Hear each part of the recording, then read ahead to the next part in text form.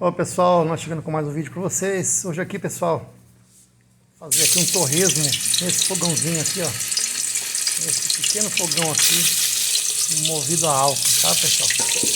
Então, pra gente ver aí que o fogãozinho ele tem, o fogo dele aqui é muito potente, é capaz até de fritar torresmo, gente. Claro que não é tão rápido assim igual os fogões convencionais, né? Mas ele é um fogão até que rápido, porque logo esse torresmo aqui, não demorou muito não. Eu coloquei na panela de pressão, pessoal, para dar uma ajudada aí no cozimento um pouco aí, né? Eu costumo deixar uns 5 minutinhos só na pressão.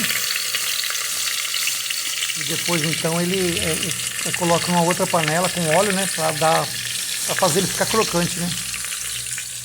Porque se a gente colocar ele aqui direto no óleo, ele vai fritando, chega uma hora que ele vai acabar queimando assim e não vai ficar tão frito assim igual a gente quer, né? Então aqui a gente consegue controlar ele melhor. Aqui estou colocando ele aqui, ó. Estou com a mão só mexendo aqui, porque se não dá para mexer legal, porque tem que segurar a panela para mexer, porque ele gruda um pouquinho no fundo, sabe? Aí coloco aqui na panela e olha o fogãozinho para vocês verem. O fogo dele é muito bom, muito top mesmo. Gostei demais desse fogãozinho. E fiz café nele, já escolhi pipoca, fiz chá, né? Um monte de coisa. Estou colocando um vídeo para vocês verem aí, pra vocês verem que o fogãozinho dá para se virar com ele sim, viu? Tá, tem um fogo muito bom. Não pretege fogo, não pretege a panela. Muito top mesmo, gostei demais do fogãozinho. Estou pensando até fazer aqui 2, 3 bocas, 4 bocas. Aqui o nosso torresmo já está praticamente frito, ó. Vou estar tirando ele aqui agora para vocês verem como ficou. E tá muito show de bola. Acompanhe até o final, pessoal, que agora eu vou retirar ele aqui, ó. Ficou muito chique esse torresmo. O fogãozinho também ficou top demais.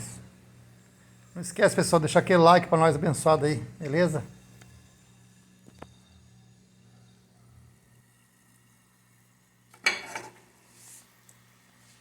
Então tá aqui, pessoal, esse aqui já tá pronto, a gente já vai tirar ele e já preparar um outro ali pra tá fritando, ó, como ficou.